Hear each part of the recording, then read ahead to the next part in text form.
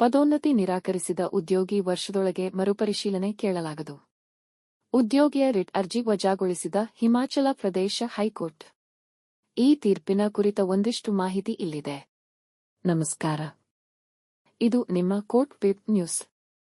ಪದೋನ್ನತಿಯನ್ನು ನಿರಾಕರಿಸಿದ ಉದ್ಯೋಗಿಗೆ 1 ವರ್ಷದೊಳಗೆ ಮರುಪರಿಶೀಲನೆ ಕೇಳುವ ಹಕ್ಕಿಲ್ಲ ಎಂದು ಹಿಮಾಚಲ ಪ್ರದೇಶ ಹೈಕೋರ್ಟ್ ಮಹತ್ವದ ತೀರ್ಪು ನೀಡಿದೆ. ಭಾಷೆ ಮತ್ತು ಸಂಸ್ಕೃತಿ ಇಲಾಖೆಯಲ್ಲಿ ಹಿರಿಯ ಸಹಾಯಕ ಹುದ್ದೆಗೆ ತನ್ನ ಕಿರಿಯರ ನಿಯೋಜನೆ ಹಾಗೂ ಪದೋನ್ನತಿಯನ್ನು ಪ್ರಶ್ನಿಸಿ ನಿವೃತ್ತ ಜೂನಿಯರ್ ಸಹಾಯಕಿಯಾದ ಇಂದು ಶರ್ಮಾ ಸಲ್ಲಿಸಿದ್ದ ರಿಟ್ ಅರ್ಜಿಯನ್ನು ಹಿಮಾಚಲ ಪ್ರದೇಶ ಹೈಕೋರ್ಟ್ ವಜಾಗೊಳಿಸಿದೆ. ನ್ಯಾಯಮೂರ್ತಿ ರಂಜನ್ ಶರ್ಮಾ ಅವರಿದ್ದ ಪೀಠವು ಹೀಗೆ ಅಭಿಪ್ರಾಯ ವ್ಯಕ್ತಪಡಿಸಿದೆ. ಒಬ್ಬ ಉದ್ಯೋಗಿಗೆ ಉನ್ನತ ಹುದ್ದೆಗೆ ಪದೋನ್ನತಿ ನೀಡಲಾಗಿದ್ದು, ಆ ಉದ್ಯೋಗಿ ಅದನ್ನು ನಿರಾಕರಿಸಿದರೆ ಅಥವಾ ತ್ಯಜಿಸಿದರೆ, ಮೊದಲ ಪದೋನ್ನತಿಯನ್ನು ನಿರಾಕರಿಸಿದ ದಿನಾಂಕದಿಂದ 1 ವರ್ಷದ ಅವಧಿಯವರೆಗೆ ಅಥವಾ ಮುಂದಿನ ಖಾಲಿ ಹುದ್ದೆ ಉಂಟಾಗುವವರೆಗೆ ಎರಡರಲ್ಲಿ ಯಾವುದು ನಂತರವಾಗುತ್ತದೋ ಅದುವರೆಗೆ ಆ ಉದ್ಯೋಗಿಯನ್ನು ಮತ್ತೆ ಪದೋನ್ನತಿಗಾಗಿ ಪರಿಗಣಿಸಬಾರದು. ದಿನಾಂಕ 27/8/204 ಸರ್ಕಾರದ ಸೂಚನೆಗಳ ಹಿನ್ನೆಲೆಯಲ್ಲಿ ಒಮ್ಮೆ ಉದ್ಯೋಗಿ ಪದೋನ್ನತಿಯನ್ನು ತ್ಯಜಿಸಿದರೆ 1 ವರ್ಷದೊಳಗೆ ಮರುಪರಿಶೀಲನೆ ಕೋರಲು ಅವಳಿಗೆ ಹಕ್ಕಿಲ್ಲ ಎಂದು ನ್ಯಾಯಾಲಯ ತೀರ್ಪು ನೀಡಿತು.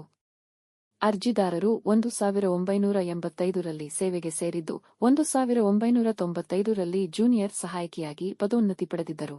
ನಂತರ 2001ರಲ್ಲಿ ಹಿರಿಯ ಸಹಾಯಕಿಯಾಗಿ ಪದೋನ್ನತಿ ನೀಡಲಾದರೂ ಅವರು ಆ ಹುದ್ದೆಗೆ ಸೇರ್ಪಡೆಯಾಗಲಿಲ್ಲ. ಮತ್ತೆ ಜೂನ್ 2004ರಲ್ಲಿ ಹಿರಿಯ ಸಹಾಯಕಿಯಾಗಿ ಪದೋನ್ನತಿ ನೀಡಲಾಗಿದ್ದು, ಅದನ್ನು ಸಹ ಅವರು ನಿರಾಕರಿಸಿದರು.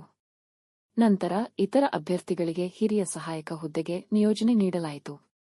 ತಮ್ಮನ್ನು ಪರಿಗಣಿಸದೇ ಇರುವುದರಿಂದ ಅಸಮಾಧಾನಗೊಂಡ ಅರ್ಜಿದಾರರು ಇತರ ಅಭ್ಯರ್ಥಿಗಳ ಪದೋನ್ನತಿ ಹಾಗೂ ನಿಯೋಜನೆಯನ್ನು ಪ್ರಶ್ನಿಸಿ ಮರುಪರಿಶೀಲನೆ ಕೋರಿದರು. ನ್ಯಾಯಾಲಯವು ಇತರ ಅಭ್ಯರ್ಥಿಗೆ ಪದೋನ್ನತಿ ನೀಡಲಾಗಿಲ್ಲ, ಕೇವಲ ಹಿರಿಯ ಸಹಾಯಕಿಯಾಗಿ ನಿಯೋಜನೆ ನೀಡಲಾಗಿದೆ ಎಂದು ಗಮನಿಸಿ ಈ ಅಂಶದಲ್ಲಿ ಅರ್ಜಿದಾರರ ಆಕ್ಷೇಪಣೆ ತಪ್ಪು ಕಲ್ಪನೆಯ ಮೇರೆಗೆ ಇದೆ ಎಂದು ಹೇಳಿತು. ಇದಲ್ಲದೆ ಅರ್ಜಿದಾರರು ಸಂಬಂಧಿತ ಸರ್ಕಾರದ ಸೂಚನೆಗಳನ್ನು ಪ್ರಶ್ನಿಸಿಲ್ಲ ಮತ್ತು ಸೂಚನೆಗಳಿಗೆ ಕಟ್ಟುನಿಟ್ಟಾಗಿ ಅನುಗುಣವಾಗಿ ನೀಡಲಾದ ತಮ್ಮ ಮನವಿಯ ತಿರಸ್ಕಾರದ ಆದೇಶವನ್ನು ಪ್ರಶ್ನಿಸಿಲ್ಲ ಎಂದು ನ್ಯಾಯಾಲಯ ಗಮನಿಸಿದೆ. ಹೀಗಾಗಿ ಅರ್ಜಿದಾರರಿಗೆ ಹಿರಿಯ ಸಹಾಯಕ ಹುದ್ದೆಗೆ ಪರಿಗಣನೆ ಹಾಗೂ ಪದೋನ್ನತಿ ನಿರಾಕರಿಸಿರುವ ಕ್ರಮವನ್ನು ನ್ಯಾಯಾಲಯ ಸಮರ್ಥಿಸಿಕೊಂಡಿತು.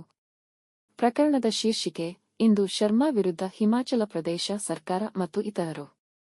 Himachal Pradesh high court CWPBY 646/2019. ತೀರ್ಪಿನ ದಿನಾಂಕ 21 ನವೆಂಬರ್ 2025. ಇದು ಈ ತೀರ್ಪಿನ ಸಂಕ್ಷಿಪ್ತ ಮಾಹಿತಿ. ತೀರ್ಪಿನ ಕುರಿತ ಮತ್ತಷ್ಟು ಮಾಹಿತಿಯನ್ನು ಪಡೆಯಲು ನಮ್ಮ ವೆಬ್ಸೈಟ್ಗೆ ಭೇಟಿ ನೀಡಬಹುದು. ಈ ಮಾಹಿತಿ ಉಪಯುಕ್ತವಾಗಿದ್ದರೆ ಒಂದು ಲೈಕ್ ಕೊಡಿ. ಪ್ರಶ್ನೆ, ಸಲಹೆ, ಸೂಚನೆ ಇದ್ದರೆ ಕಮೆಂಟ್ ಬಾಕ್ಸ್ನಲ್ಲಿ ಬರೆಯಿರಿ.